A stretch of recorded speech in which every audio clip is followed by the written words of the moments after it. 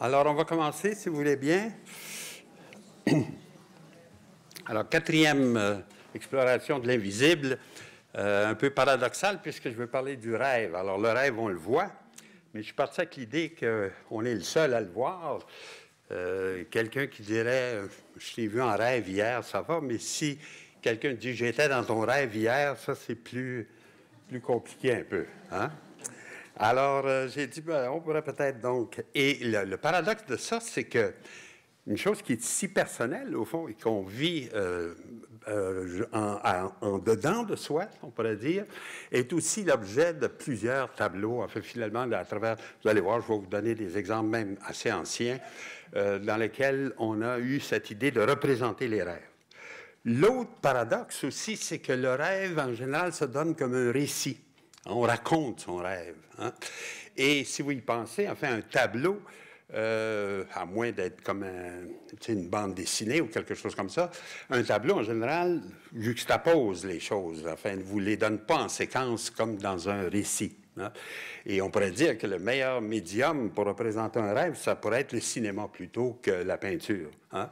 Puisque dans le cinéma, on a le temps, on a un développement dans le temps, et donc on pourrait accompagner ce récit-là de cette façon-là. Et ça m'a frappé récemment, je vais commencer par faire de la publicité pour ma chère épouse, ça m'a frappé récemment en regardant une série d'aquarelles puis de dessins qu'elle a fait sur le thème de ses rêves. Hein? Et alors, c'est un album, je vous présente juste une page, et je ne me permettrai pas, évidemment, de faire trop de psychanalyse de ça, là, je suis un peu proche, mais juste pour vous dire un peu comment, justement, l'effort de représenter un rêve qui se donne comme un récit pose des problèmes que l'artiste essaye de résoudre d'une façon ou d'une autre. Alors, il faut imaginer que dans cet album-là, vous avez donc cette image-là sur la page de droite, puis en face, il y a un texte qui est le récit du rêve. Hein. Et là, on voit, je vais vous le lire, comment est-ce qu'elle raconte son rêve, et vous allez voir que justement, elle fait des choix dans ce qu'elle peut représenter. Il y a des choses qu'elle dit, d'ailleurs, dès le point de départ, qu'on voit qui ne sont pas dans l'image ici. Elle dit « Dans mon rêve de la nuit dernière, je survis à une grande guerre et réussis à trouver du matériel pour peindre. » Évidemment, ça... Il faut être peintre pour penser à une chose comme ça, que pendant la guerre, ce qui est difficile, c'est de trouver du matériel pour peindre. Je peins une surface semblable à celle d'un miroir que je fais encadrer, mais qui est tout ridé et ne reflète rien vraiment de très clair. François, alors ça c'est moi, me dit, toujours dans le rêve, que je devrais m'en débarrasser. Il y avait aussi une caverne peu profonde, au plafond bas, dont le roc et la terre étaient peints de diverses couleurs et que je nommais pour cette raison la caverne de Molinari. Mais cela ne ressemblait pas du tout à un tableau de Molinari qui, normalement, est fait de bandes verticales, comme vous savez. Il y avait des surfaces sur lesquelles on avait marché et où la peinture s'était écalée. L'endroit était mal éclairé et je me dis que rien ne pouvait pousser là. Peut-être une critique de Molinari, ça, je ne sais pas. Puis, j'étais une petite fille, peut-être seulement âgée de 4 ans, regardant un groupe de membres de ma famille qui se tenaient devant moi, et je me disais que nous avions tous un air de famille. Ma tante Elkie était là, avec tous les réfugiés qui avaient survécu à la guerre. Puis, j'étais à l'école, dans les petites classes. La maîtresse me chargeait de diverses missions, retrouver tel ou tel enfant ou tel membre d'une équipe qui s'était perdu, et je savais toujours où les retrouver. Et là, alors vous voyez, ça c'est le récit du rêve. Il y a comme trois secteurs qui ont été retenus. Alors, à droite, en haut, c'est le miroir là, qui est ridé, qui reflète mal. Ensuite, tout de suite en bas, c'est la caverne colorée à la Molinari, enfin, mais sans bande verticale, etc. Et finalement, à gauche, les membres de la famille, évoqués comme ça, enfin, tous par des têtes, là, les uns à côté des autres. Il faut savoir que Pnina Gagnon est israélienne, et donc elle parle l'hébreu. Et l'hébreu, ça se lit de droite à gauche. Hein? Et c'est pour ça, donc, que spontanément, nous autres, on penserait que l'image de gauche est la première, mais pour elle, la première, c'est celle qui est à droite, en haut, et ensuite en bas, puis ensuite, finalement, à gauche. Hein? Alors, et là, on voit, justement, c'est un des problèmes de ce fait que le rêve se donne comme un récit. et qu'on veut le transposer en peinture, si on veut, une des façons de contourner l'obstacle, c'est de procéder par images séparées comme ça, puis de les réunir dans la même surface. Alors, je n'irai pas plus loin avec ça, parce que ça devrait devenir trop gênant pour moi. Je suis mentionné même dans le rêve. Alors, je vais faire ce qu'on appelle en psychanalyse un déni. Hein? Je vais me sauver dans un tout autre domaine. Je vais vous parler des philosophes du XVIIe siècle qui sont intéressés au rêve. Alors, celui qui est la vedette de ça, c'est Descartes, évidemment. Hein? Alors, vous savez dans quel contexte, enfin dans le discours de la méthode là, que je vous présente à droite, dans quel contexte Descartes aborde le problème du rêve. Hein? Il est à la recherche d'une vérité absolument fondamentale qui ne bougera pas et sur laquelle on pourrait édifier toute la science, hein, si on veut. Alors, vous savez, il va finir par parler de cette idée, même quand je doute, au moins je pense, et si je pense, je suis, et si je suis une substance pensante. En tout cas, toute la philosophie de Descartes part de là. Et donc, il commence par dire, on va se mettre dans une condition où on peut douter à peu près de tout, hein, parce qu'au fond, le doute, c'est la pensée aussi, et au fond, avec ça, il va pouvoir reconstruire tout le reste. Mais avant d'arriver au doute précis, il va commencer à dire, bon, on peut douter, par exemple, de nos sens, voulant dire de la vue. Tu sais, par exemple, on est trompé parfois. On regarde quelque chose, il donne l'exemple d'une tour carrée qu'on voit de loin qui a l'air ronde. Ça, c'est possible. En fait, tu sais, quand vous êtes assez loin à cause des difficultés d'éclairage... Je suis encore là. Je pensais que je disparaîtrais dans le plancher. Mais... Et alors, les sens nous trompent dans ce sens-là. Alors, il dit, comme il nous trompe quelquefois, je pris la décision de dire qu'il nous trompe tout le temps. Hein? Donc, premier point.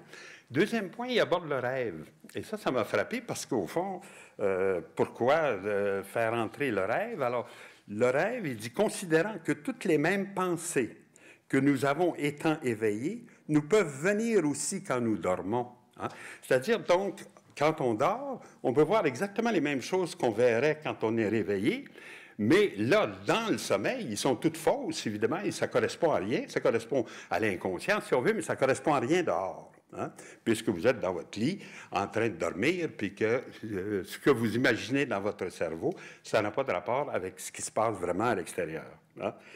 Et il dit, sans qu'il y en ait aucune pour l'or, donc durant le sommeil, qui soit vraie, hein, dans ce sens-là, dans le sens que je viens de dire. Je m'ai résolu de feindre, c'est-à-dire de prétendre, d'imaginer, que toutes les choses qui m'étaient jamais entrées dans l'esprit n'étaient non plus vraies que les illusions de mes songes. Hein. Alors, autrement dit, la deuxième étape, c'est qu'on se dit, OK, les sens nous trompent, mais aussi les rêves nous font entrer dans cette idée un peu bizarre que peut-être ce qu'on fait, ce qu'on a l'impression qui est réel, est en fait rien qu'un rêve. Donc, je rêve à vous autres en ce moment, vous n'êtes pas là, je suis dans mon lit en train d'imaginer que j'ai beaucoup de succès, il y a beaucoup de monde, etc. Peu importe mes problèmes d'un peu de folie des grandeurs, ou whatever. Alors là, je me mets à douter tout d'un coup de la réalité du monde, de la réalité extérieure, en disant que peut-être tout est un rêve. Hein. Et alors, tu sais, il dit, je me résolus de feindre, c'est-à-dire que c'est exagéré, évidemment. Je pense bien qu'il n'est pas naïf, il sait bien qu'on peut faire la distinction entre le rêve et la réalité aussitôt qu'on se réveille. Hein? Mais je me résolus de feindre, ça veut dire, j'ai pris la décision de, malgré tout, faire semblant que, oui, c'est un bon problème, ça. Si on rêve, on ne peut pas distinguer la réalité de l'illusion du rêve, et donc, on va partir de là. Hein? Alors, d'ailleurs, il fait la réflexion d'une phrase un petit peu difficile, mais en tout cas, vous allez voir. Encore qu'on ait une assurance morale de ces choses, c'est-à-dire que j'ai un corps, qu'il y a un bureau ici, que vous êtes assis dans la salle, etc., qui est telle qu'il semble qu'à moins d'être extravagant, alors ça, dans le vocabulaire de Descartes, ça veut dire fou, un peu, à moins d'être complètement fou, on en peut douter. Hein? Il dit qu'il y a une espèce d'assurance morale qu'on est capable de faire la distinction entre le rêve et la réalité. Toutefois aussi, à moins que d'être déraisonnable, lorsqu'il est question d'une certitude métaphysique, qu'on peut s'imaginer étant endormi qu'on a un autre corps, qu'on voit d'autres astres et une autre terre sans qu'il n'en soit rien. Car d'où sait-on que les pensées qui viennent en songe sont plutôt fausses que les autres, vu que souvent elles ne sont pas moins vives et expresses. Alors, autrement dit, il se dit, les pensées que j'ai quand je rêve, je les crois. Je ne dis pas, je suis juste en train de rêver, là, moi, me réveiller, ça va aller bien, là. Tu sais, le tigre ne me mangera pas. Non, on a peur, on se sauve, on prend vraiment comme étant réel ce qui se passe dans le rêve. Hein? Et là, il revient là-dessus plus tard dans un texte qui s'appelle « Les méditations philosophiques », là, dans lequel il compare le rêve avec la folie. Et ça, c'est intéressant parce que là, c'est vraiment comme un degré de plus. Si, tu sais, il parlait d'extravagance et des choses comme ça. Si en plus, étant en train de rêver, vous commencez à penser que vous êtes en train de devenir fou aussi, puisque vous n'êtes plus capable de reconnaître la réalité de l'illusion. Alors là, il développe cette idée-là. Mais encore que les sens nous trompent quelquefois, alors ça c'est le premier point, touchant les choses peu sensibles et fort éloignées, il s'en rencontre peut-être beaucoup d'autres, desquelles on ne peut raisonnablement douter. Hein? Par exemple, que je sois ici, assis auprès du feu, vêtu d'une robe de chambre. Alors là, on voit Descartes assis dans ce qu'il appelait son poêle. Il n'était pas assis dans le poêle, il était assis à côté du poêle, mais on appelait comme ça la chambre dans laquelle il y avait un poêle, en tout cas. Alors, il est là, vêtu d'une robe de chambre, ayant ce papier entre les mains, dit-il, et autre chose de cette nature. Et comment est-ce que je pourrais nier que ces mains et ce corps-ci soient à moi? Hein, en disant, ces mains-là, c'est vraiment à moi, etc. Si ce n'est peut-être que je me compare à ces insensés de qui le cerveau est tellement troublé et offusqué par les noires vapeurs de la bile. Alors ça, c'est une vieille explication de la folie. Hein? Ça vient des humeurs. Tu sais, on a la bile noire, la bile jaune, là, puis le flegme, puis le sang. Alors, à un moment donné, c'est ça qui monte au cerveau puis qui explique la folie pour des gens du XVIIe siècle. Qu'ils assurent alors que ces fous-là, ces extravagants, assurent constamment qu'ils sont des rois lorsqu'ils sont très pauvres, qu'ils sont vêtus d'or et de pourpre lorsqu'ils vont tout nus, ou s'imaginent être des cruches ou avoir un corps de verre. Mais quoi que ce soit des fous, je ne serais pas moins extravagant si je me réglais sur leur exemple. Mais là, ça, c'est très important dans la philosophie de Descartes, cette distinction-là entre le rêve et la folie. C'est que la folie met en question même la possibilité de penser. Hein? Et ça, c'est Michel Foucault, évidemment, dans son grand livre là, sur l'histoire de la folie à l'âge classique.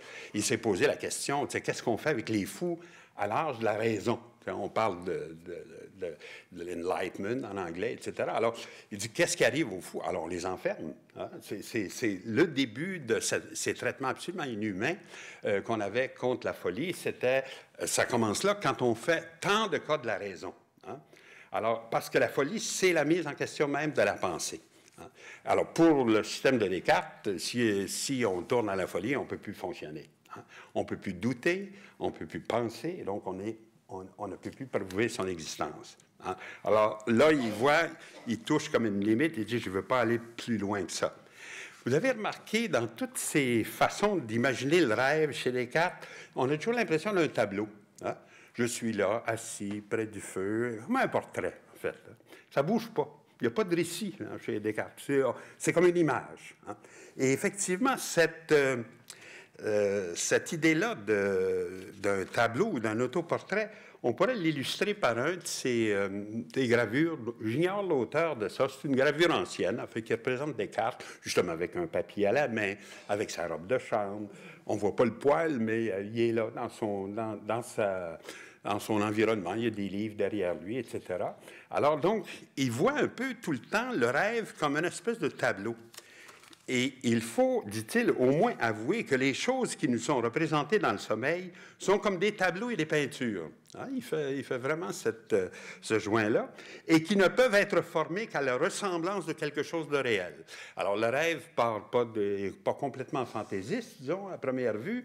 Il part de quelque chose de réel qu'on voit dans son esprit, mais il se représente ça un petit peu comme quelque chose de statique, qui ne bouge pas. Il n'y a pas de récit de rêve. Dans une façon de voir comme ça. Et qu'ainsi, pour le moins, ces choses générales, à savoir des yeux, une tête, des mains et tout le reste du corps, ne sont pas des choses imaginaires, mais vraies et existantes. Hein? Alors, donc, encore là, il se réfère tout le temps juste à un personnage. Puis je me suis dit, ben, coudonc, il ne pense pas qu'un rêve peut être complètement imaginaire de temps en temps, et surtout aussi qu'il peut avoir des récits de rêve. Personne ne rêve juste à ça, là, juste être assis à côté de son poêle en train de tenir un papier dans les mains puis attendre qu'on se réveille. Tu sais, c'est pas un vrai rêve, ça. Alors, pour ce qui est des fantaisies, ça, on l'a dans le texte de Descartes. Il dit car de vrai, les peintres, lors même qu'ils s'étudient avec le plus d'artifice à représenter des sirènes ou des satyres. Alors donc, il va chercher des exemples dans, j'allais dire, l'iconographie classique, là, la façon de représenter les sirènes, par exemple, à l'époque des Grecs. Ce que vous voyez à gauche ici, c'est pas des personnages mi-femme, mi-poisson. Hein? Ils sont mi-femme, mi-oiseau.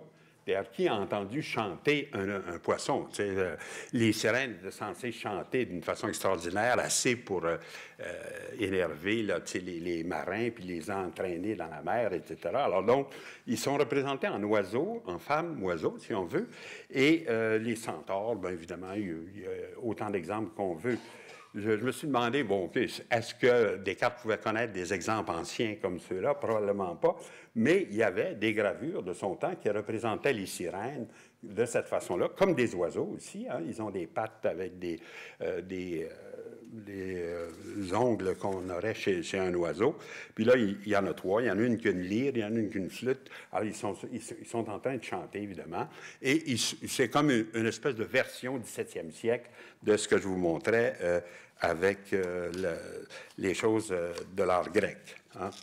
Mais alors, encore là, je vous dis, c'est même quand il envisage la possibilité que dans les rêves, on puisse voir des centaures ou des sirènes ou des choses imaginaires, il reste que c'est toujours un peu statique. Alors, je me suis demandé, j'ai dit, est-ce que Descartes a déjà rêvé un vrai rêve?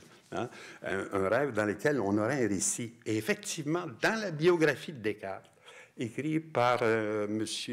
Bonnet, il raconte qu'à un moment donné, Descartes, le 10 novembre 1619, a fait 3 rêves, un à la suite des autres, qui, pour lui, ont été absolument déterminants. Alors là, ça, c'est tout un autre monde. Là, on n'est pas dans la spéculation de savoir qu'est-ce qui est la réalité, qu'est-ce qui est l'illusion. Là, on rentre tout d'un coup dans un rêve qui pourrait révéler ce qui vous attend pour l'avenir. Ainsi, dans le premier rêve, il voit des fantômes qui l'angoissent vivement. Hop, là, on s'en vient dans le vrai rêve. Là, on va avoir un récit, là. Il tente de fuir, mais il n'avance que difficilement dans la rue. Il a mal au côté droit et doit marcher courbé. Il se bat contre un vent impétueux. Alors là, c'est vraiment un vrai rêve, ça. Hein? C'est pas du tout comme je suis assis dans ma chambre en train de tenir un papier, puis d'avoir des yeux, puis une main. Hein? Là, on passe du portrait au récit, justement. Et alors, il dit courbé dans un vent impétueux qui finit par l'emporter dans un tourbillon. Alors, il s'en va comme ça dans le ciel. Soudain, il s'aperçoit un collège ouvert. Il y entre pour y trouver une retraite ou un remède à son mal. Il tente de gagner l'église pour y prier, mais sans y réussir. Il s'en fait le reproche. Tu sais, toute la culpabilité, l'angoisse, tout est là, finalement. On a un vrai rêve. Il s'en fait le reproche. Il est toujours en lutte contre le vent, toujours courbé, quand tout le monde autour de lui marche droit. Une de ces personnes doit lui donner un melon. Alors ça, c'est formidable. Pour un gars aussi rationnel que Descartes, tout d'un coup, il y a une affaire folle comme ça. Dans tout ce tourbillon-là, il y a quelqu'un qui a un melon à lui donner. Bon, OK. Il se réveille. Oui, je comprends. Ça a dû être la pire affaire qui pouvait y arriver, c'est quelqu'un qui veut lui donner un melon. Il se réveille avec un mal de côté qu'il craint aussitôt avoir été le fait de quelques mauvais génies. Hein? Là, voilà, la médecine du temps... Puis le deuxième rêve est très court, là, il entend des bruits, puis il se réveille tout de suite. Puis le troisième, c'est encore une autre histoire où il voit des livres, des dictionnaires, il dit « Oh, c'est formidable, ça va m'aider, etc. » Donc là, on a véritablement des vrais rêves chez Descartes, qui ont d'ailleurs été analysés très finement par une dame, une psychanalyste qui s'appelle Fabre, et qui a fait un livre qui s'appelle « L'inconscient de Descartes ». Qui est absolument passionnant à lire, parce qu'à part de ces 3 rêves-là, puis elle explique un peu, en fait, toute sa vie, toutes les options qu'il a prises, etc. Hein? Alors, donc, les philosophes ont réfléchi sur les rêves, et je vous dis, Descartes, c'est un cas classique là, de ces réflexions. à la fois, donc, en faisant une espèce d'image un peu statique, mais aussi éventuellement étant ça en aide pour nous raconter des vrais rêves. Et évidemment, les peintres ont été fascinés aussi par le même sujet. Hein.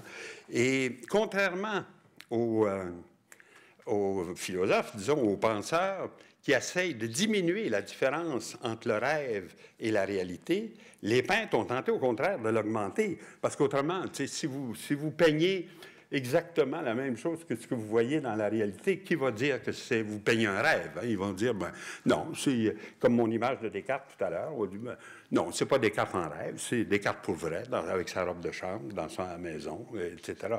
Alors, les peintres ont eu tendance, au contraire, de chercher des moyens de vous faire sentir clairement qu'est-ce qui est le rêve et qu'est-ce qui est la réalité. Hein?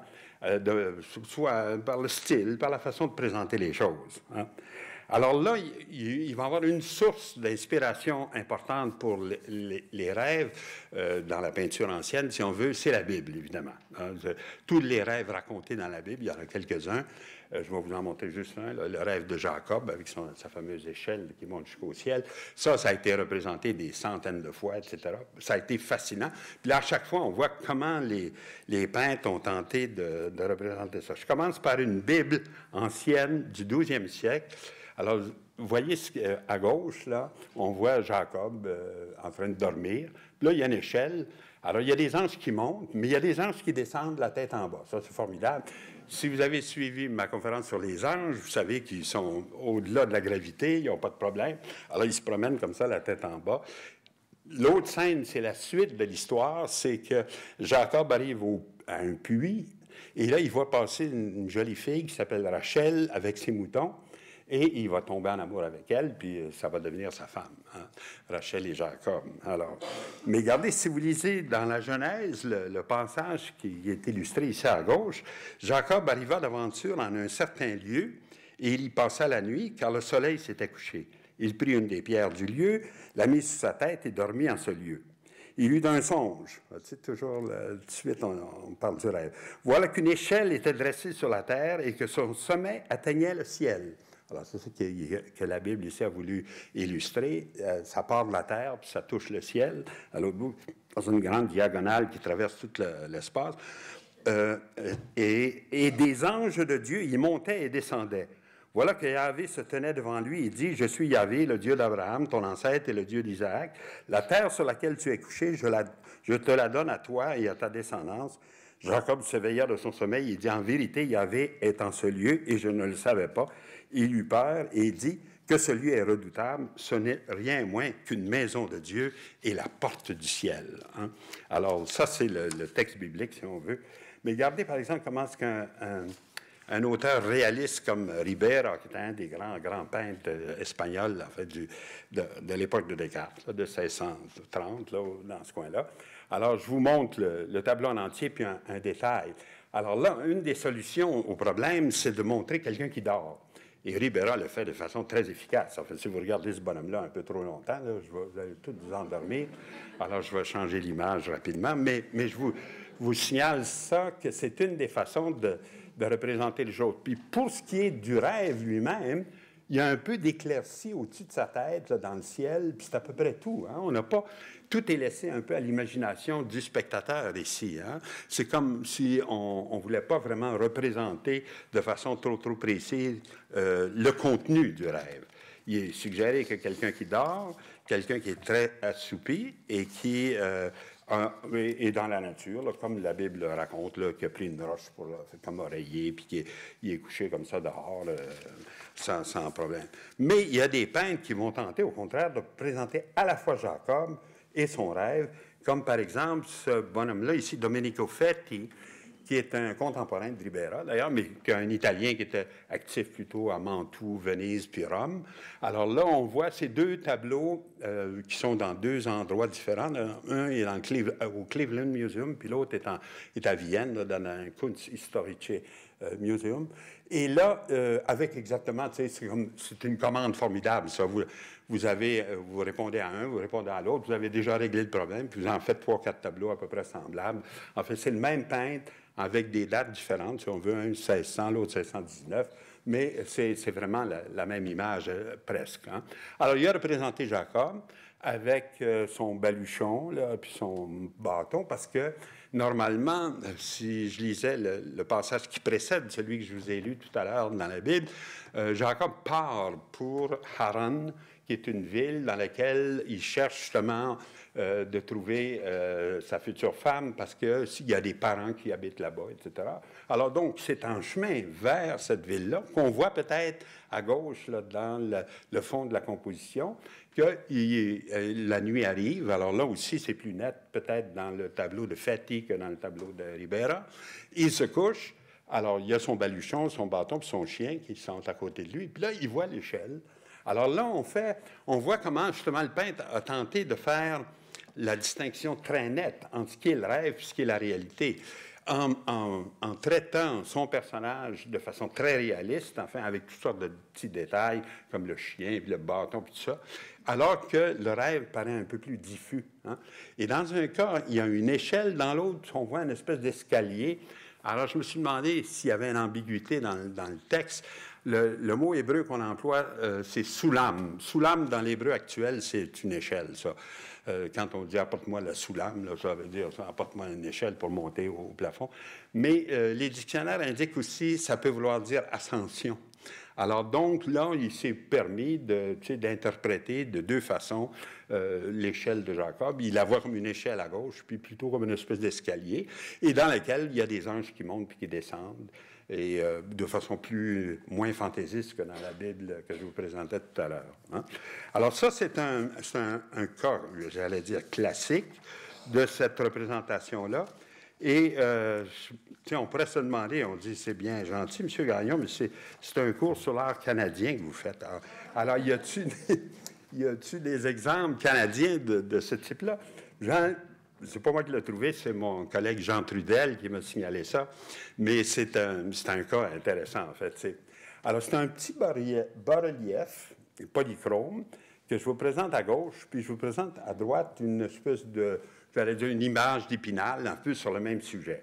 De quoi s'agit-il? Alors, c'est la représentation d'Angèle de Mérici, qui est la fondatrice des Ursulines.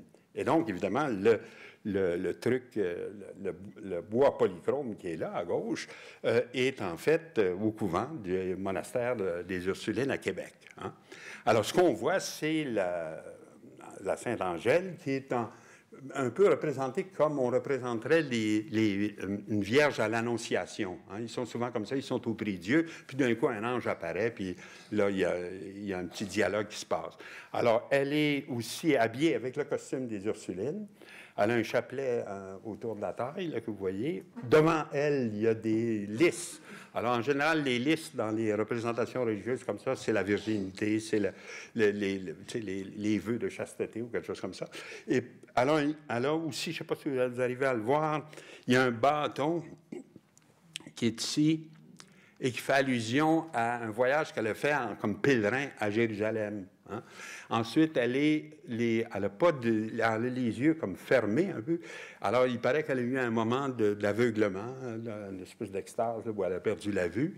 Et au-dessus d'elle, il y a un ange là, qui apparaît dans les nuages ici. Alors, et elle tient une espèce de crucifix qui a été brisé, malheureusement, en tout cas qu'on ne voit presque plus. Mais là, à droite, ici, dans ce cadre-là, il y a vraiment notre histoire d'échelle avec des anges qui montent puis qui descendent. Alors, c'est le rêve de Sainte Angèle de Mérici qui est représenté comme ça. Elle rêve la même chose que Jacob, si on veut. Pourquoi? Parce que elle veut fonder un ordre de religieuses qui vont être, comme on disait dans le temps, dans le siècle. C'est-à-dire, c'est des religieuses non cloîtrées qui vont être en contact avec le public. Alors, elle les montre montant et descendant l'échelle avec leurs anges gardiens. Okay? Si vous allez dans le public, vous avez besoin d'un ange pas loin. Hein? Parce que, God knows ce qui peut arriver. Alors, vous êtes mieux d'avoir votre ange gardien pas trop loin. Je me rappelle quand on était petit à l'école, on s'assoyait un peu de côté sur le banc pour laisser de la place à notre ange gardien. Hein?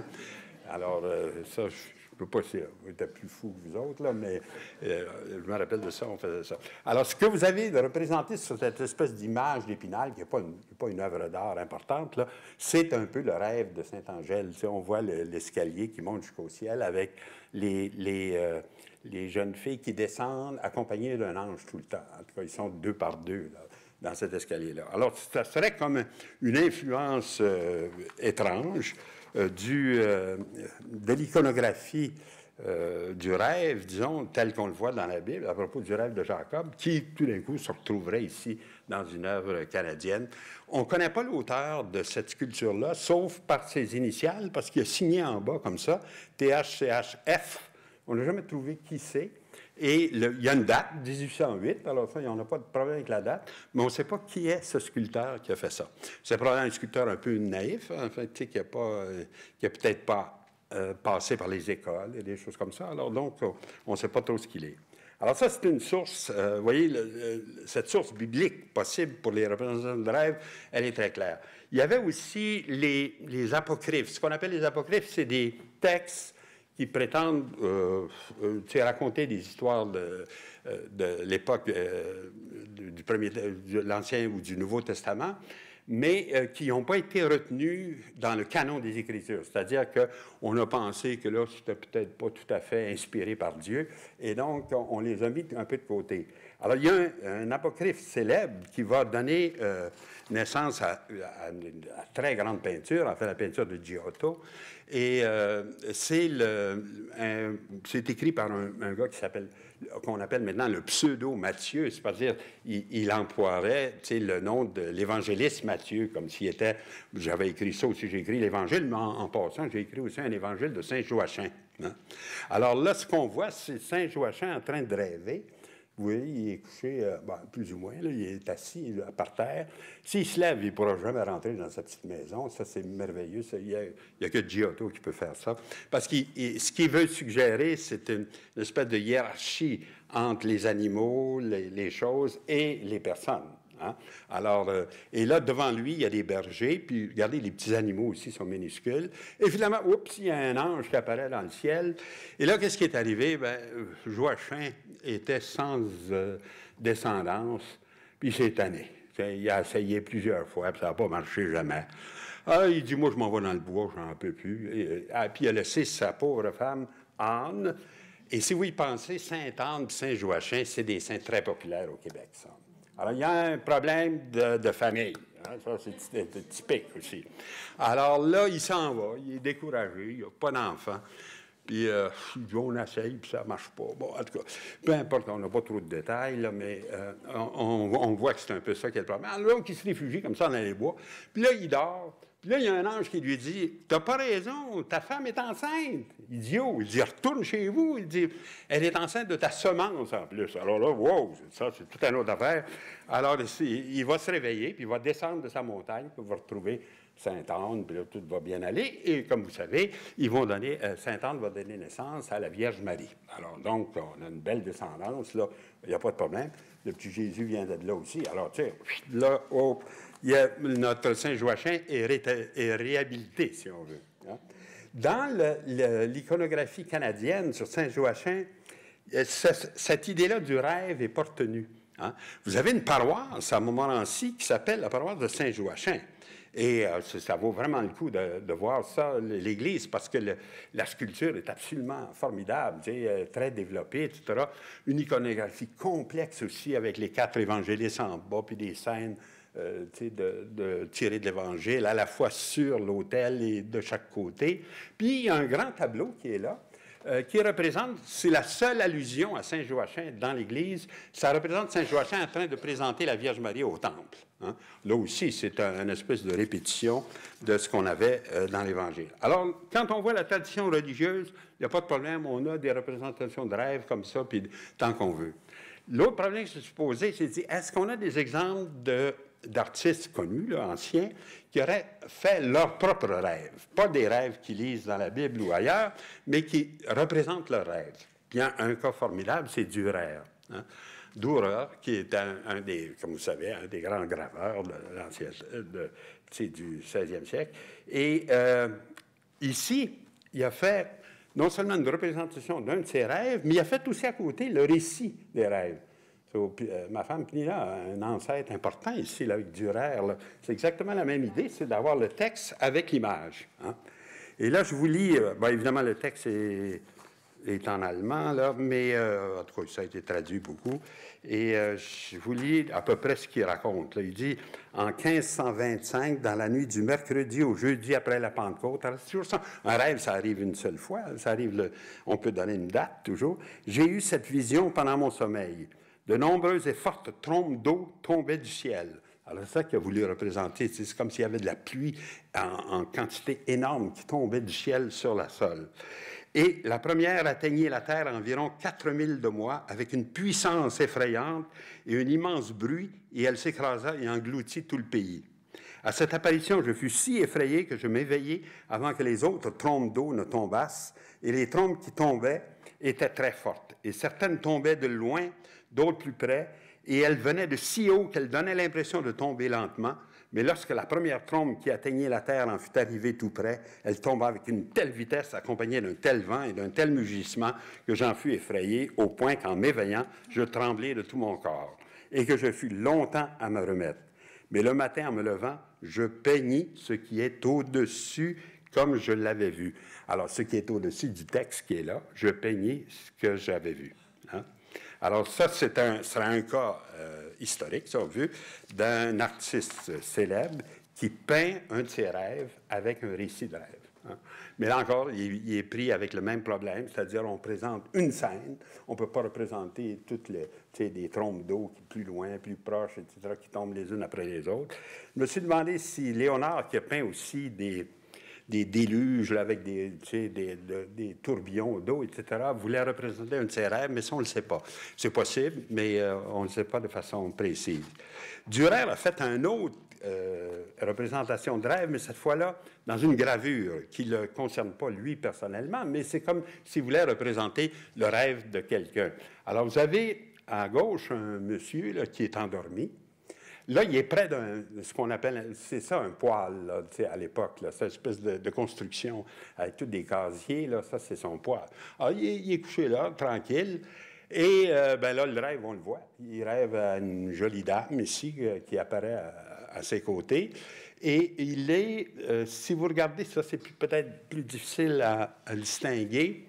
Le rêve lui est soufflé dans l'oreille ici, par une espèce de diable, tu sais, on voit des plumes, là, des choses comme ça, une espèce de démon qui lui suggère ce rêve un peu lascif, évidemment.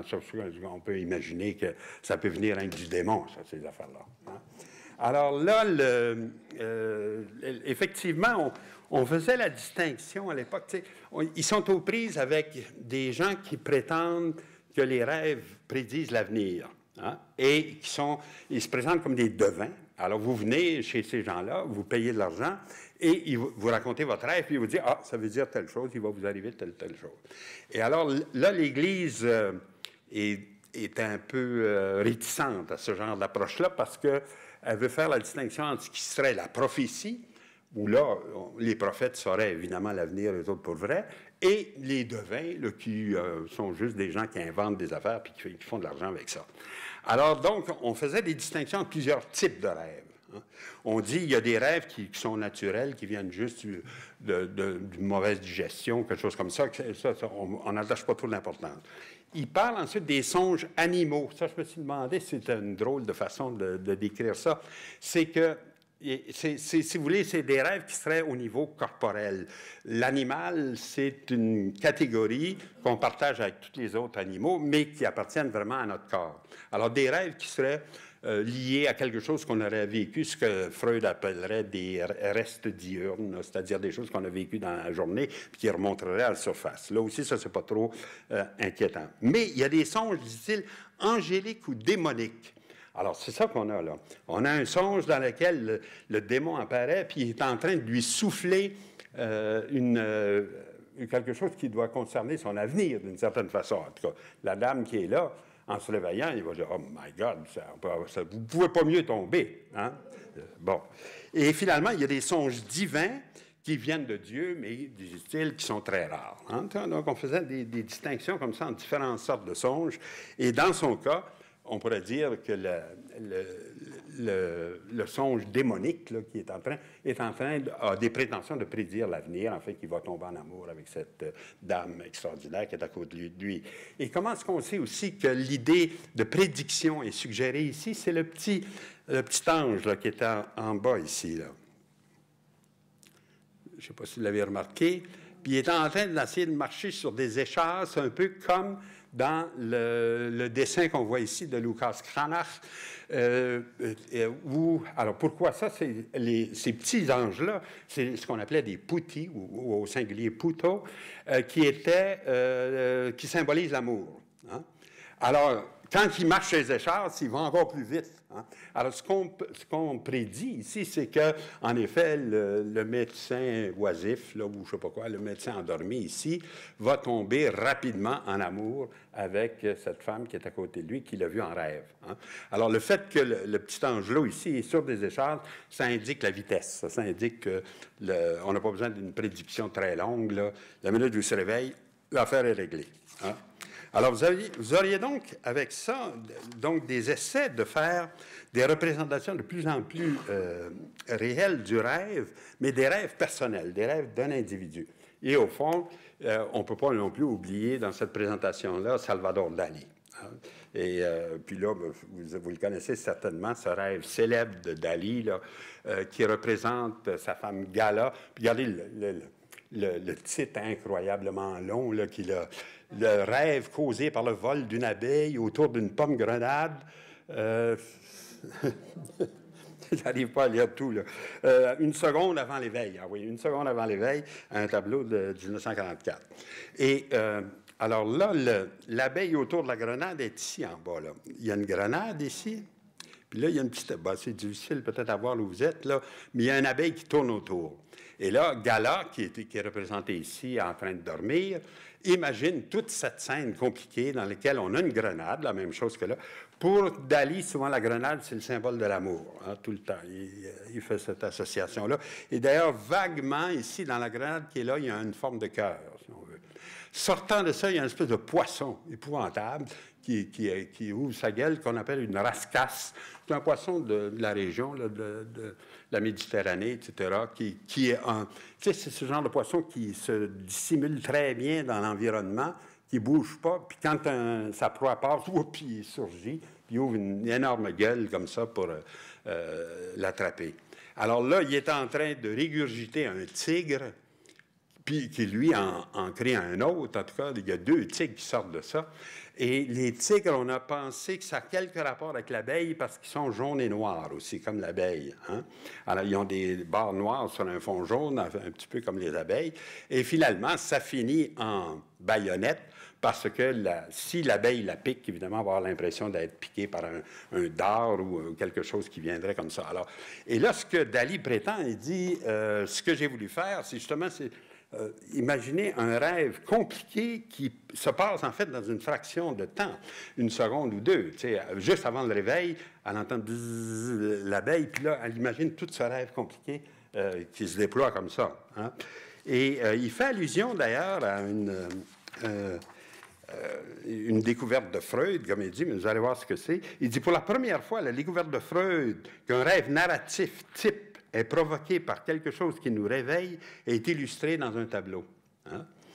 Si un tige de fer tombe sur la nuque du dormeur, cela le réveille, mais auparavant, cela provoque un long rêve qui finit par la chute de la guillotine.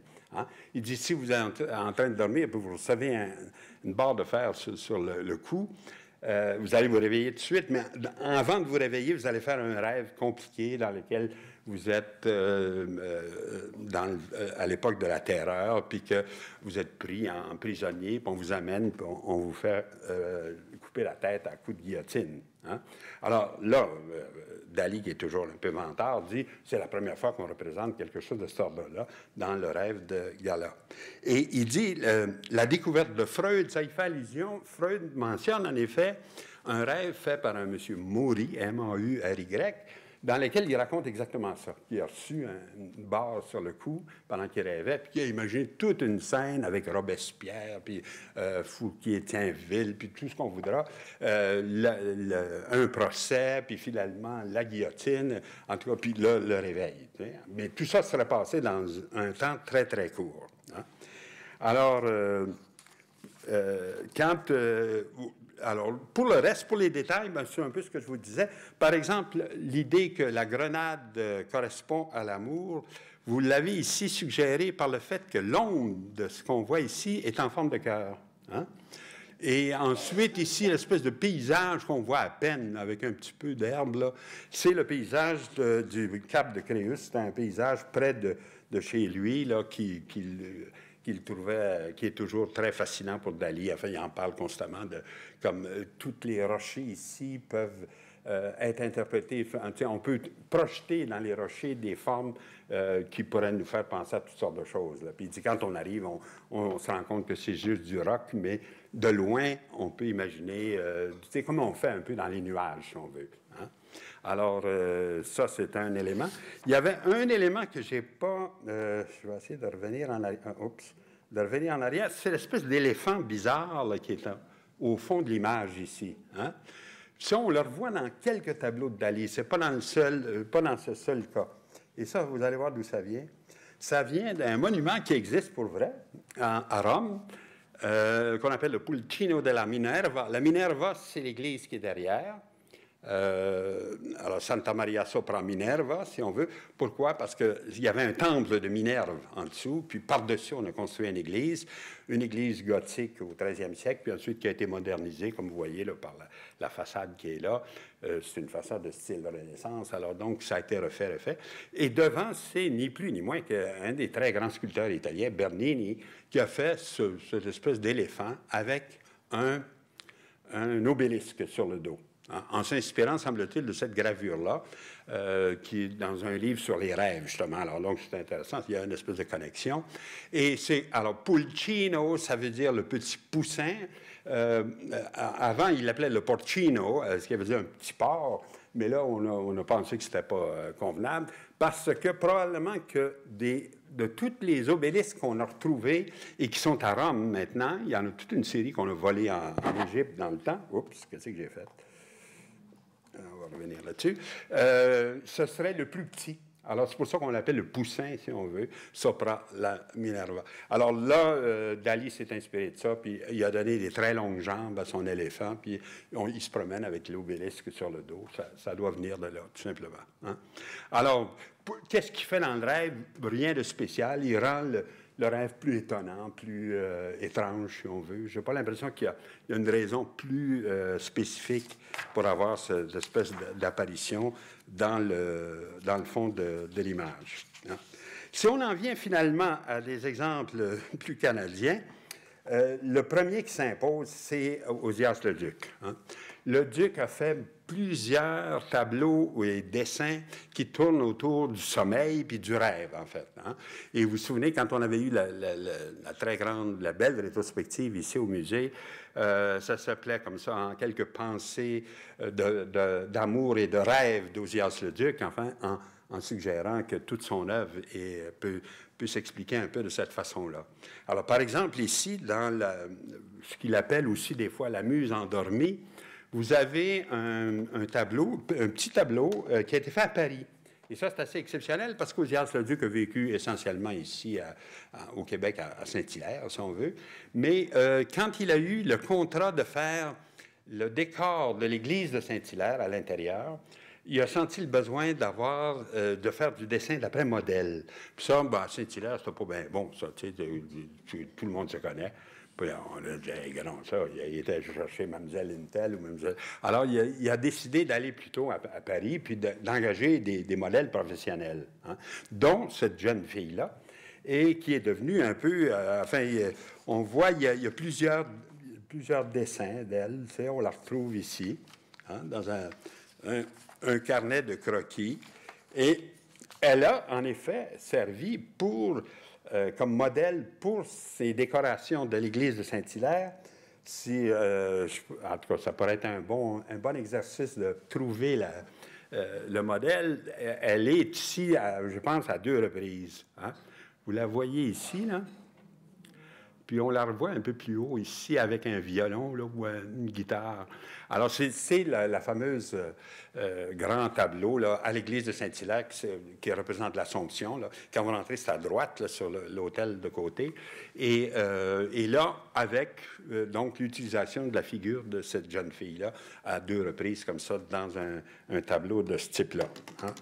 Alors, il a fait, en plus, à partir de ce modèle, un dessin qui est d'une toute autre nature, qui n'aboutira pas évidemment dans l'Église, celui-là, et qu'il appelle « Étude pour Erato ». Alors, Erato, c'est une des muses, et c'est la muse de la poésie de l'amour. Hein? D'ailleurs, Erato, ça fait penser un petit peu à érotisme, si on veut. Et donc, c'est de toutes les formes de poésie, c'est la poésie sur l'amour. Alors, il fait donc son dessin à Paris et il apporte avec lui, puis avec l'idée de faire un tableau. Et là, c'est toujours elle en train de dormir, mais là, on la voit en entier, pas juste la tête, comme dans le petit tableau que je vous présentais au début. En arrivant à Saint-Hilaire, il reprend le même modèle dans un fusain, alors beaucoup plus ambitieux, dans lequel il la situe vraiment dans un paysage. Enfin, elle est donc appuyée sur un rocher, elle a une espèce de linge en bas qui fait une forme d'ellipse et qui, donc, inclut le modèle dans une composition, si on veut.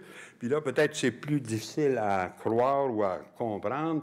Il y aurait ici une lyre, parce qu'évidemment, la muse de la poésie, dans la mythologie grecque, se promène avec une lyre, hein, qui est pour faire de la musique.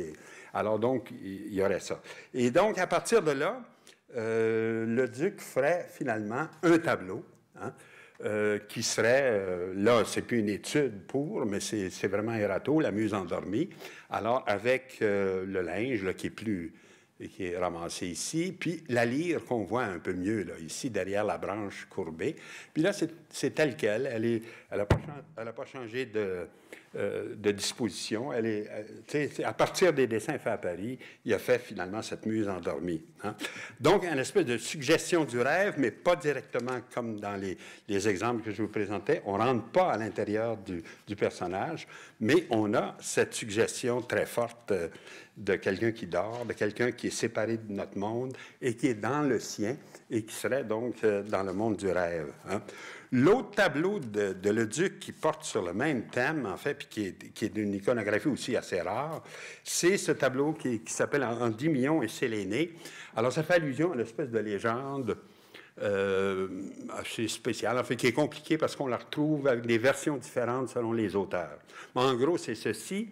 C'est un jeune homme qui se trouvait fort beau, donc un peu atteint de narcissisme, et qui voulait garder sa figure de jeunesse pour l'éternité. Hein? Et le deal, à ce moment-là, c'est de dire, ben, très bien, mais vous allez dormir tout le temps. Hein? Alors, donc, Endymion, qu'on voit ici, couché, là, va rester très beau comme ça, mais il va dormir tout le temps. Il ne pourra pas se réveiller jamais. Ça me faisait penser, je ne sais pas si vous avez lu ce roman-là de Oscar Wilde qui s'appelle The Picture of Dorian Gray, hein? Dans laquelle c'est un peu un deal comme ça aussi, que le bonhomme fait faire son portrait, puis se trouve très beau dans le portrait, puis il voudrait rester comme ça toute sa vie. Hein? Alors, il fait un pacte avec le diable, là, comme dans Faust, par exemple, il dit, OK, le portrait va vieillir, mais pas moi. Hein? Puis effectivement, c'est ça qui arrive. Au fur et à mesure qu'il vit, son portrait devient de plus en plus ridé, vieilli, etc. Puis en tout cas, ça finit dramatiquement. Mais c'est un roman de Oscar Wilde, travaillant un peu sur la même idée, hein, comme ici. Alors donc, ce jeune homme a troqué le sommeil éternel pour la beauté, si on veut, pour rester comme ça. Et évidemment, il devient l'objet d'amour de toutes sortes de personnages qui viennent le voir, comme ici. Et alors, c'est ça. Séléné, c'est la lune, en fait. Hein? C'est le mot, si on veut, je pense que c'est grec ou romain, je ne me souviens plus. En tout cas, c'est un mot qui désigne la lune. Alors, la lune passe au-dessus de l'endroit où il se trouve toutes les nuits et descend lui donner un baiser, sans le réveiller, évidemment. Ça le réveille, on va le perdre. Il va y vieillir dans les mains tout de suite. Alors, elle fait ça gentiment, puis elle repart, puis elle revient.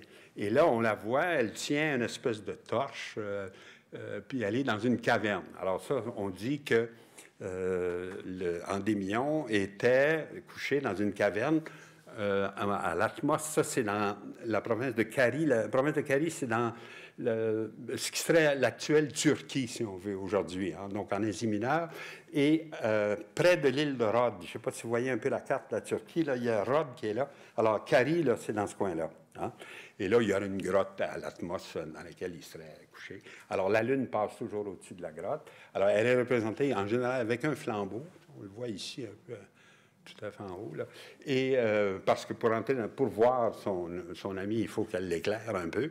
Et lui donne son baiser, puis elle repart. Hein? Alors ça, c'était le thème. C'est un thème rare. Hein? C'est un thème, surtout dans l'art canadien. En fait, il n'y a que le duc qui avait assez de culture pour pouvoir travailler un truc comme ça. Le duc, c'est un de nos peintres les plus intelligents, hein, les plus raffinés et cultivés. Alors, c'est pas étonnant qu'il ait été tenté par une chose comme ça. La muse endormie qu'il a fait avant était plus errato, là, c'était plus... ça supposait moins de recherche, mais ici, vraiment, il a fallu qu'il pense à plusieurs choses. Alors, le thème, par contre, existe dans l'art européen. Je vous présente deux exemples de ça, dont un qu'on a vu ici, il n'y a pas longtemps, quand on a eu l'exposition de Girodet. Je ne sais pas si vous vous souvenez de ça, c'était l'exposition qui nous arrivait de Paris, qui représentait donc des tableaux faits au 18e siècle, etc., qui avaient eu un certain succès, parce que c'était quand même pas des choses ordinaires. Et aussi, en fait, je vous mets en parallèle là, une autre représentation du sommeil d'Endymion, fait par Nicolas-Guy Brenet. Ce bonhomme-là, c'était un élève de Louis-David, et quand Louis-David partait pour Rome ou pour d'autres pays, il confiait son atelier à Brenet. Alors donc, c'est comme un disciple très proche de David, et il a fait... là, lui, d'ailleurs, s'inspire d'une autre tradition que celle que le duc a suivie, puisqu'il n'y a pas de... Ils n'ont pas deux personnages, on n'a qu'Endymion, avec d'ailleurs tous les attributs d'un chasseur. Là. Tu sais, il y a une espèce d'arc ici, il y a des flèches dans un carquois, puis il est couché sur une espèce de peau de bête, etc. Et ce geste-là, qui est repris d'ailleurs dans le tableau de Girodet, est décrit aussi, alors là, par un autre auteur, par Lucien plutôt que par Apollodorus, dont s'est inspiré le duc. Alors là, c'est la même légende, on trouve des nuances comme ça répétées. En fait, c'est comme des mythes, si vous voulez, anciens, où on a mythe 1, 2, 3, 4, en fait, avec des variantes. Hein. Sauf que Girodet, alors lui, il le peint dormant en plein jour, en fait, ce qui n'est pas brillant. L'autre le peint en nuit, et il a suggéré la lune, vraiment le rayon de la lune, qui vient éclairer le visage d'Endymion. Hein? Vous voyez un peu comment les peintres ont réglé le problème, chacun à sa manière, en s'inspirant de différentes sources. Dans le cas de Leduc, il y a une chose qui est tout à fait étonnante, c'est que, ah oui, bon, j'avais oublié ça, mais il y a des représentations d'Endymion, même dans l'art ancien. Là, tu sais, il est ici, là, il est couché ici, puis il y a enfin, Séléné qui arrive avec son flambeau aussi, enfin, vraiment comme dans le tableau de Leduc. Mais ce que je voulais vous dire, c'est ça. Ce qui est étonnant, c'est que le personnage qui dort a été inspiré de ce petit dessin minuscule fait par le duc. Là, je vous le présente très grand là, sur l'écran, mais il faut imaginer que c'est grand comme ça. Et c'est le portrait de sa femme. Hein? Alors donc, là aussi, le côté un peu érotique, là, comme on avait dans Erato, etc., là, ça revient aussi, mais de façon très subtile, pas directe. Hein? C'est un portrait de sa femme endormie, hein, à partir duquel il a construit ensuite un plan, si on veut. Alors, on retrouve d'ailleurs dans le visage de Séléné sa modèle qui est là, hein, qu'il avait vu à Paris. On le retrouve ici avec ça. Elle se veut inversée, mais en fait, c'est vraiment le même personnage. Et ensuite, il a fait une espèce de mise en scène là, des deux personnages, l'un à côté de l'autre, qui va lui servir finalement pour faire son tableau. Hein. Alors, dans le cas de Leduc, on a un exemple vraiment très clair, en fait, de cette fascination avec le rêve, avec le sommeil, si on veut, qui est comme l'ouverture à un autre monde. Et là, les peintres qui ensuite vont s'intéresser à cette idée de l'inconscient puis du rêve, ça va être les peintres marqués par le surréalisme, bien sûr. Hein. Je pensais, alors, j'ai dit certainement on va trouver quelque chose avec Pellan puis avec Bordua là-dessus, parce qu'ils ont été intéressés par les textes de Breton, ils ont lu Freud, ils ont lu des choses sur l'interprétation des rêves, etc. Donc, c'est pas du tout étonnant qu'on trouve quelque chose là. Dans le cas de Pellan, celle qui va développer le plus cette idée d'image onirique, c'est Mimi Parent. Hein? Et là, vous voyez ici, ça c'est une photo qui est intéressante parce qu'on voit ici Pellan en train de peindre sur des costumes pour une pièce qui va s'appeler Les Trois Princes et qui était inspirée d'un texte radiophonique qui a fait le plaisir de mon enfance qui s'appelait Madeleine et Pierre. Je ne sais pas si vous vous souvenez de ça, quelques-uns. Mais en tout cas, on écoutait ça. Et ce qui est étonnant, c'était à la radio, évidemment, il n'y a pas de TV, on voit les images. Hein? Quand on se rappelle de ça, on voit du monde, on voit comme si ça avait été la télé. Hein? Mais tout se passait uniquement auditivement. Et là, donc, à partir de cette pièce-là, Pellan avait eu le contrat de faire des décors absolument magnifiques, là, comme il était très intéressé par le théâtre toujours, et aussi éventuellement les costumes. Et là, il est en train de bariolé, en fait, de peindre sur chacun des personnages qui sont là, qui sont ses étudiantes de l'École des Beaux-Arts. Hein? Alors ça, il faut savoir que Pellan entre à l'École des Beaux-Arts en 1943, quand le directeur de l'école, c'est M. Charles Maillard. Et Maillard est un bonhomme plus traditionnel que Pellan, bien sûr, mais il veut avoir quelqu'un dans son école qui soit un peu moderne, qui donne un peu une idée de ce qui se passe à Paris, etc. Puis il engage Pellan pour ça. Mal lui en prie, parce que ça va tourner mal, cette affaire-là. Mais en tout cas, au début, c'est vraiment dans cet esprit-là. Et là, Pellan, cette photo-là est prise en 1944, et on le voit donc avec ses étudiants. Il y a ici un monsieur Jean Léonard, qui, lui, va être impliqué dans l'espèce de révolte qu'on va avoir 2 ans après, ou plutôt en 1945, enfin 1 an après la photo, si on veut, mais 2 ans après l'engagement de Pellan à l'École des Beaux-Arts, et qui va amener finalement la mise à la porte de Maillard. Hein, cette histoire-là. Ce qui est arrivé, c'est qu'à l'exposition de fin d'année, Maillard décide que certains des tableaux sont trop osés et que ça va gêner le public. Alors, il demande à 2 étudiants d'enlever les tableaux. Alors, il y en a un qui représentait la dernière scène, mais c'était fait un petit peu comme dans un café, tu sais. Jésus avait un béret sur la tête. En tout cas, il avait pris quelques petites libertés avec l'iconographie traditionnelle. Alors ça a été enlevé. Puis l'autre avait fait un nu d'une noire avec, paraît-il, le système pileux un peu trop évident. Alors là, M. Maillard avait dit qu'il faut enlever ça. Puis d'autres aussi, dont quelques-uns des artistes qui sont là, avaient fait aussi du nu dans la classe de Pellan. En fait, tout ça, c'était dans la classe de Pellan, comme ça, plus explicite. Et il avait demandé à certains de faire des drapés là, pour cacher ce à quoi vous pensez. Et là, on avait aussi, donc, autrement dit, Maillard était intervenu assez brutalement, enfin, à la fois en faisant enlever les tableaux, puis en faisant corriger d'autres. Pellan avait dit à ses élèves, écoutez, vous allez les corriger, mais vous allez mettre de la gouache. La gouache, ça part à l'eau. Quand vous aurez fini, et quand l'exposition sera finie, vous pourrez les effacer, puis vous retrouverez vos tableaux tels qu'ils étaient. Hein? Des tableaux à l'huile. Alors, il a pensé s'en tirer avec ça, mais Maillard n'a pas aimé du tout cette supercherie. C'est pour ça qu'il s'est choqué. Et là, donc, il y a eu une révolte des étudiants. C'est des choses qui arrivent, hein, n'est-ce pas? Une révolte des étudiants contre Maillard. Ils ont fait, on ne sait pas qui a fait ça. On soupçonne d'ailleurs que le jeune Léonard ici était un de ceux qui a organisé ça. Ils ont fait des petits billets. C'était marqué « Abat Maillard et l'automatisme », c'était collant, ça. Ils ont mis ça partout dans l'école. Il y en avait sur les tableaux, il y en avait sur les murs, partout. « Abat Maillard et l'académisme », oui, pas l'automatisme. « Abat Maillard et l'académisme ». Et donc, en décembre qui suit l'exposition Maillard donne sa démission pour des raisons de santé, mais on sent qu'il n'était plus en accord avec l'enseignement que des gens comme Pellan ou d'autres pouvaient donner. Et les autres personnages qui sont là sur la photo, vous avez, par exemple, tout de suite après lui, Françoise Loranger-Simard. Ben, elle va devenir un auteur dramatique connu, qui va écrire des choses pour la radio, etc. Il y a ensuite le petit bonhomme qui est là, c'est Jean Benoît. Et la fille qui est à côté de lui, c'est Mimi Parent. Alors, Mimi Parent, je vais vous en parler un petit peu plus en montrant quelques-unes de ses œuvres.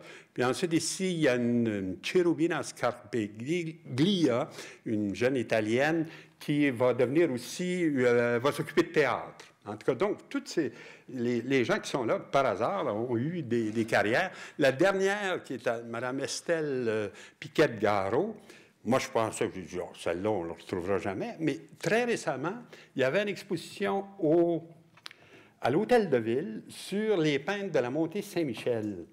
Et celle qui vient en avant pour présenter l'exposition, c'est Mme Estelle Piquette-Garot. J'ai dit, vous baisse les pieds, évidemment de façon symbolique, mais je cherchais qui c'était ça. Mais c'est quelqu'un qui s'est occupé d'art toute sa vie aussi. Alors, donc, tous les étudiants qui sont ici ont des histoires un peu intéressantes qui ont des rapports soit avec le théâtre, soit avec la peinture.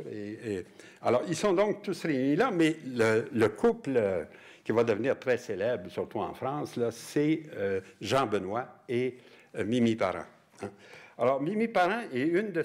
Ah oui, puis, oh oui, derrière... un peu, je vais revenir en arrière, je vais juste vous montrer. Derrière eux, il y a un grand tableau qui est sur le mur, et c'est un tableau de Pellan qui est un diptyque, en fait, qui va séparer en deux plus tard, dans les années 50, puis il va faire avec ça 2 tableaux. Il va faire avec... Ce qu'on voit derrière eux dans la photo, c'est 2 tableaux magnifiques, là, très typiques de Pellan, là, très compliqués. Fabrique de fleurs magiques, puis l'autre floraison, là, en tout cas qui portent au fond sur le même thème des fleurs, puis avec là, des reproductions assez mauvaises, là, parce que les couleurs, vous pouvez imaginer, sont beaucoup plus vives que ce que je vous présente là. Hein. Pour ce qui est de Mimi Parent, alors, un des travaux qui a été exposé, mais avec le drapé, là, je sais pas, la photo n'est pas très bonne, mais on voit qu'elle a corrigé son tableau comme on lui demandait. Et aussi, vous remarquerez que son nu est devant un miroir aussi, parce que ça va revenir dans d'autres travaux qu'elle va faire, alors qui sont beaucoup plus typiques de ce qu'elle fait plus tard. C'est des espèces de boîtes comme ça, avec des éléments en relief. Et alors là, ça s'appelle la Panthère noire. Et, OK, alors ça, c'est le tableau en entier, puis ça, c'est un détail. C'est-à-dire, c'est juste cette partie-là que je vous ai mis en plus grand. Alors là, on a vraiment l'impression d'être dans un monde onirique complètement, hein, où vous auriez tout d'un coup une panthère qui apparaît comme ça, qui mange le pied du lit. Là, je ne sais pas trop ce qu'elle fait, en tout cas. Et le personnage qui est ici se reflète dans un miroir qui montre que le sexe. Hein. Alors, un peu ce qui était défendu, évidemment, dans les cours de M. Maillard. Hein. Alors, elle va développer toutes ces façons oniriques de procéder. On va avoir autant d'exemples qu'on veut dans son œuvre, Mimi Parent. Hein. Par contre, elle n'a pas vécu beaucoup au Québec. Elle puis Benoît ont vécu plutôt en France. Benoît s'est intéressé beaucoup au Marquis de Sade, puis des choses comme ça. Mais mais malgré tout, en tout cas, on a refait de temps en temps des expositions de leurs œuvres. Et ils sont vraiment... les choses de mes parents, c'est toujours fascinant parce qu'on a l'impression vraiment d'un rêve. Même le fait que c'est comme dans une boîte, hein, cette chose-là, donne l'impression qu'on rentre dans l'inconscient, qu'on est à l'intérieur de personnage.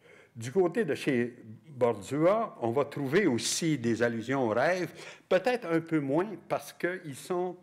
Les automatistes, en général, sont un peu inquiets de de genre de peinture fait par Dali ou par Delvaux ou par Magritte. Ils ne veulent pas faire ça. Ils ne veulent pas aller du côté de ce qu'ils appellent l'onirisme, hein, c'est-à-dire donc d'être trop proche du rêve. Mais malgré tout, on voit ça va apparaître dans quelques dessins ou dans quelques peintures. Comme par exemple, ça, cette gouache faite en 1942 par Bordua, qui s'appelle « Le rêveur violet ». Alors, je vous le montre comme ça, parce qu'elle est vraiment signée dans ce coin-là, ici, Bordua 42, et ça représente une espèce de personnage couché. Ça serait son nez, sa bouche serait ici, puis son œil serait là. Je ne sais pas si vous arrivez à le voir. Si je le mets à la verticale, vous allez voir, c'est plus évident. Hein?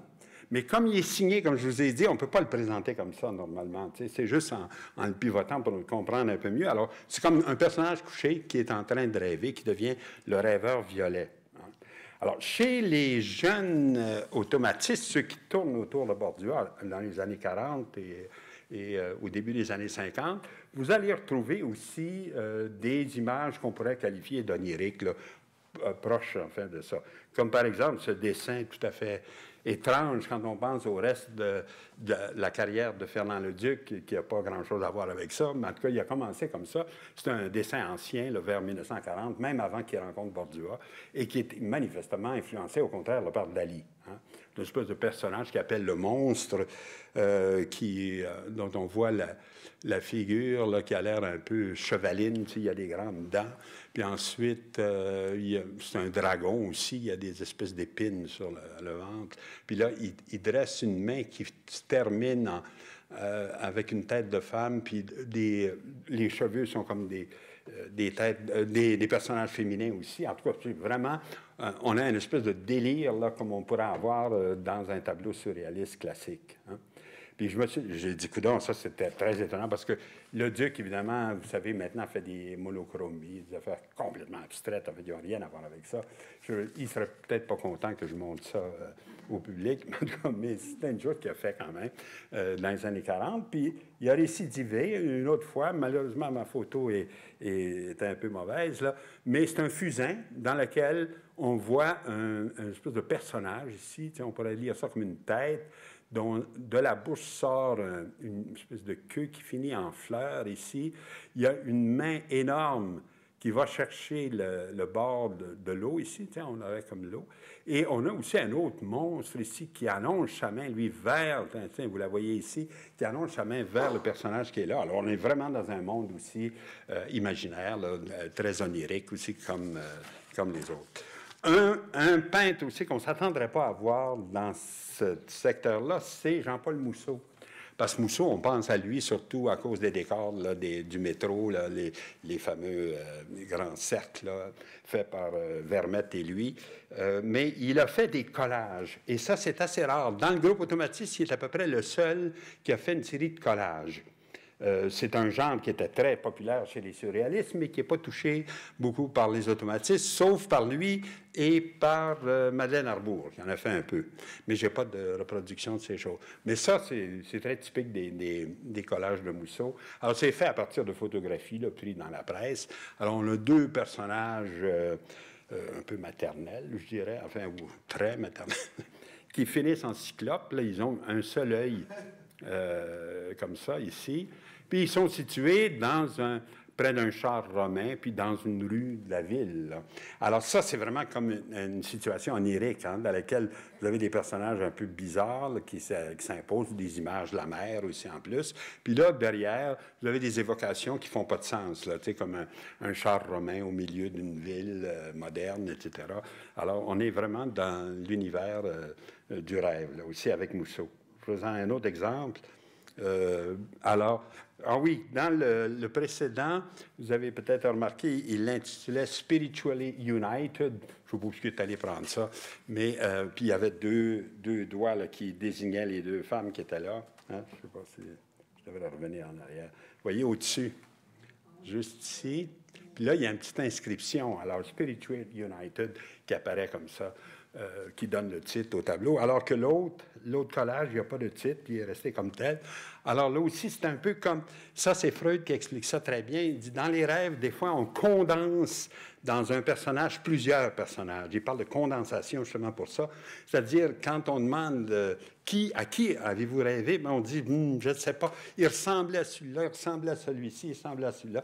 Alors, le phénomène du collage, où on ramène plusieurs d'images qui viennent de contextes différents est un peu comme ce phénomène de condensation.